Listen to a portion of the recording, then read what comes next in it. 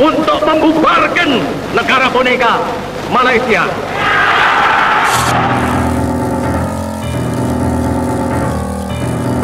Presiden Soekarno marah besar waktu itu. Beliau menyerang Malaysia dengan pasukan Dwi Korah. Konflik Malaysia-Indonesia ini disebut sebagai konfrontasi. Bagaimana kronologinya? Mari kita mulai dari Proklamator Malaya atau Malaysia. Indonesia memiliki Soekarno sebagai figur proklamator, sedangkan Malaysia memiliki Tunku Abdul Rahman sebagai figur proklamator. Saya atas nama rakyat Malaya mengisytiharkan bahwa kemerdekaan penuh persatuan tanah Melayu akan dilaksanakan pada 31 hari bulan Ogos tahun 1957. Pada 8 Februari 1956 dicapai kesepakatan perundingan yang menyatakan bahwa Persekutuan Tanah Melayu atau Malaysia akan merdeka pada 31 Agustus 1957. Perjanjian kemerdekaan tersebut ditandatangani di Lancaster House, London pada 8 Februari 1956. Perjanjian ini merupakan kesepakatan antara Kerajaan Inggris dengan Federasi Malaya. Namun, deklarasi kemerdekaan Malaysia baru dilaksanakan pada 31 Agustus 1957 di Stadion Merdeka, Kuala Lumpur.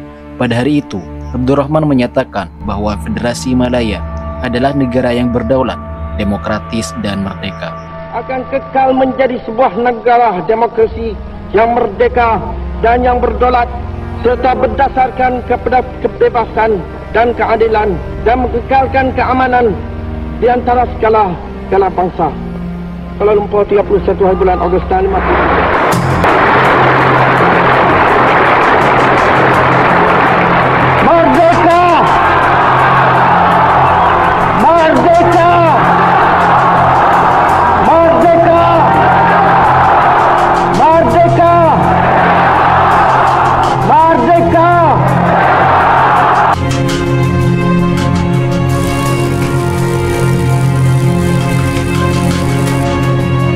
Ada dua penyebutan yang mungkin agak mirip. Yang pertama adalah Malaya. Malaya itu merujuk kepada tempat yang ada di sini.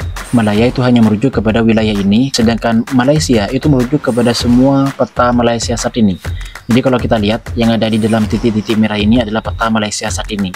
Nah, ketika dikatakan merdeka pada tahun 1957, itu yang merdeka hanya semenanjung Malaya saja. Yang ini saja yang merdeka, yang ini masih belum. Sarawak dan Sabah masih belum, karena mereka itu masih berada di bawah kepemerintahan kolonial Inggris. Nah, jadi yang merdeka hanya Malaya saja. Jadi konfliknya nanti itu pembahasan antara Malaya, Sarawak, dan Sabah. Jadi yang perlu ditekankan adalah Malaysia itu adalah penyebutan untuk seluruh wilayah ini, sedangkan Malaya itu hanya fokus kepada wilayah ini yang merdeka pada tahun 1957, dan ini masih belum bergabung. Oke, kita lanjut.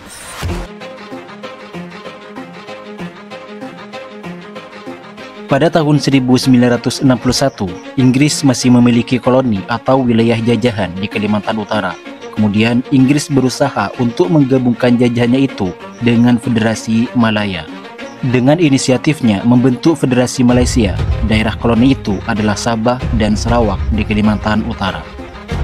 Hal ini mendapatkan tantangan keras dari Presiden Soekarno karena menganggap Federasi Malaysia sebagai boneka Inggris yang ingin menambah kontrolnya di kawasan Asia Tenggara, ingin tetap berkuasa di Asia, ingin tetap menjajah di Asia.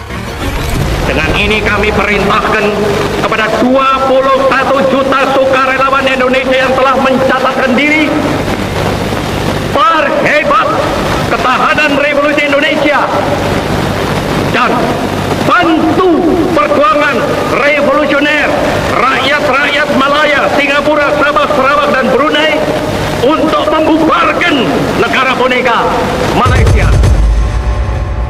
Selain itu, Indonesia juga menganggap keinginan itu telah melanggar Perjanjian Manila, serta menganggap pembentukan negara Federasi Malaysia sebagai bentuk neokolonialisme dan imperialisme Inggris. Soekarno juga menilai negara-negara tersebut tidak demokratis dan bertentangan dengan resolusi PBB mengenai dekolonialisasi. Mari kita urut kejadiannya berdasarkan tahun. Pada 31 Agustus 1957, Federasi Malaya merdeka. 17 September 1957, Federasi Malaya bergabung dengan PBB. Tahun 1960, Majelis Umum PBB mengadopsi deklarasi tentang pemberian kemerdekaan kepada negara-negara dan bangsa-bangsa kolonial yang juga dikenal dengan Deklarasi Dekolonisasi, dengan prinsip hak yang sama dan penentuan nasib bagi negara dan bangsa dengan sendirinya. Dalam artian, setiap bangsa berhak menentukan nasibnya sendiri. Pada 31 Juli 1963, Perjanjian Manila dibentuk, dan pada 16 September 1963, Federasi Malaysia dibentuk dengan penggabungan Federasi Malaya, Singapura, Kalimantan Utara. Kalimantan Utara ini adalah Sabah dan Sarawak. Dari hal ini, Federasi Malaya berubah menjadi Negara Federasi Malaysia. Baik, kita bahas mengapa Federasi Malaysia ini ditolak oleh Indonesia. Namun, sebelum itu, mari kita bahas Perjanjian Manila yang disebutkan Soekarno. Saksikan kami daripada Republik Indonesia. Kami hormati apa yang kami tanda tangani. Kami hormati Manila Agreement. Kami akan jalankan Manila Agreement. Persetujuan Manila atau disebut dengan Manila Accord atau disebut juga dengan Manila Agreement adalah sebuah persetujuan yang berasal dari inisiatif Diosdado Macapagal, Presiden Filipina, yang ditandatangani pada 31 Juli 1963 oleh Federasi Malaya, Republik Indonesia, dan Republik Filipina. Perjanjian ini berisi beberapa hal, diantaranya menyatakan dukungan Indonesia atas pembentukan Federasi Malaysia jika didukung oleh rakyat Sabah dan Sarawak, yang juga disebut Kalimantan Utara karena letaknya yang berada di Pulau Kalimantan. Yang kedua, menyatakan kesanggupan Malaya untuk berunding dengan pemerintahan Inggris dan pemerintahan Kalimantan Utara. Yang ketiga, meminta Sekretaris Jenderal PBB untuk menyelidiki kehendak rakyat Kalimantan Utara, apakah ingin bergabung dengan Malaya atau dengan kehendak lainnya, semisal bergabung dengan Indonesia, bergabung dengan Filipina, atau merdeka dengan dirinya sendiri.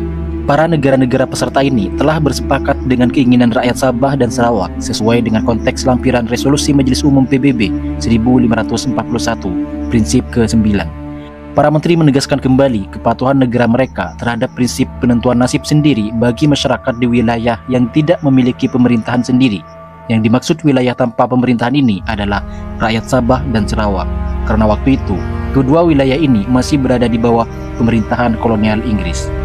Dalam konteks ini, Indonesia dan Filipina menyatakan akan menyambut baik pembentukan Malaysia asalkan dukungan rakyat wilayah Kalimantan dipastikan oleh otoritas yang independen dan tidak memihak, yaitu oleh Sekretaris Jenderal Perserikatan Bangsa-Bangsa atau wakil.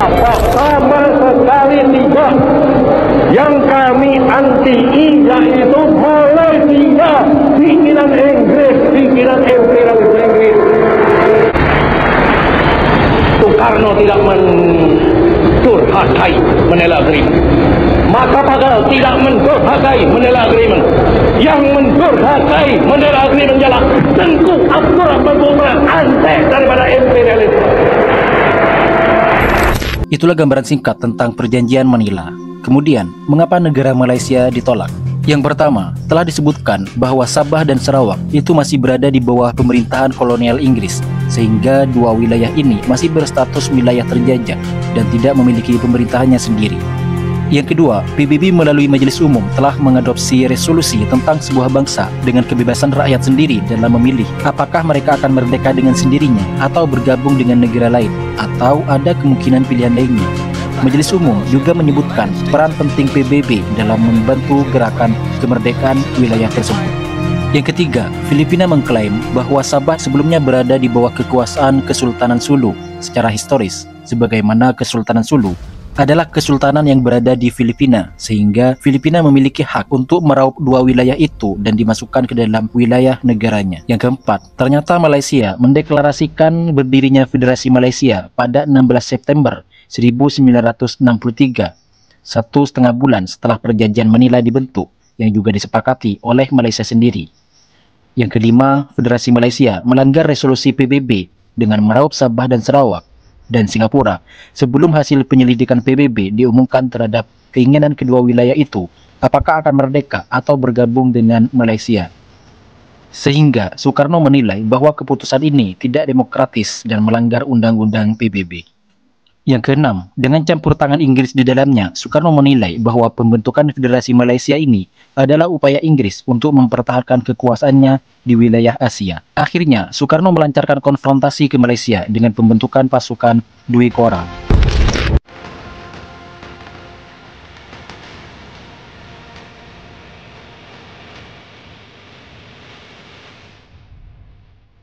Buntut dari kejadian itu, terjadi demonstrasi anti-Indonesia di Kuala Lumpur karena Presiden Soekarno yang ingin melancarkan konfrontasi terhadap Malaysia. Setelah proklamasi Gerakan Ganyang Malaysia pada awal Mei 1964, Presiden Soekarno dalam sebuah rapat raksasa mengumumkan Perintah Dwi Kora atau Dwi Komando Rakyat yang isinya perkuat ketahanan revolusi Indonesia, bantu perjuangan revolusioner rakyat Malaya, Singapura, Sabah, Sarawak, dan Brunei untuk membubarkan negara boneka Malaysia. Konfrontasi Soekarno menekankan bahwa operasi Dwi Kora bukan untuk melawan rakyat Malaysia, melainkan untuk melawan neokolonialisme Inggris di Asia Tenggara. Pada tahun 1964, pasukan resmi Indonesia mulai melakukan serangan di wilayah Semenanjung Malaya. Pemerintah Republik Indonesia membentuk komando siaga yang bertugas untuk mengordinasikan kegiatan Dwi Kora. Komando ini kemudian berubah menjadi Komando Mandala Siaga atau Kolaga yang dipimpin oleh Leksdia Udara Omar Dhani sebagai panglimanya. Komando Tempur II, Kopurda, berkedudukan di Bengkayang, Kalimantan Barat yang terdiri dari 13 batalion yang berasal dari unsur Korps Komando Angkatan Laut dan Angkatan Udara Republik Indonesia dan Resimen Para Komando Angkatan Darat yang dipimpin oleh Brigjen Suparjo. Komando Armada Siaga yang terdiri dari unsur TNI AL Angkatan Laut dan juga Korps Komando Angkatan Laut yang beroperasi di perbatasan Riau dan Kalimantan Timur. Di sisi lain, Tentara Laut Diraja Malaysia menggerakkan pasukannya untuk mempertahankan Malaysia yang misinya adalah mencegah masuknya pasukan Indonesia. Meskipun berkonfrontasi dengan Malaysia, di lapangan pasukan Indonesia sebenarnya bertempur dengan pasukan Inggris dan Australia. Kemudian pada 29 Oktober, puluhan tentara mendarat di perbatasan Johor Malaka untuk menumpas pasukan Resimen Askar Melayu Diraja dan pasukan Gerakan Umum Kepolisian Kerajaan Malaysia. Filipina sendiri sudah memutuskan hubungan diplomatik dengan Malaysia, dan ini yang dilakukan Filipina. Pada tahun 1966, Filipina berusaha mempertemukan Indonesia dan Malaysia untuk menyelesaikan konflik mereka. Menteri Luar Negeri Filipina Narciso Ramos mengusahakan adanya perundingan untuk mencari jalan damai antara Indonesia dan Malaysia. Kemudian pada akhir 1965 terjadi gerakan 30 September atau G30 SPKI yang membuat kekacauan di Indonesia. Selain itu, kekuasaan Presiden Soekarno sementara diambil alih oleh Jenderal Soeharto karena kekacauan G30 SPKI. Akhirnya, konfrontasi dengan Malaysia mulai mereda.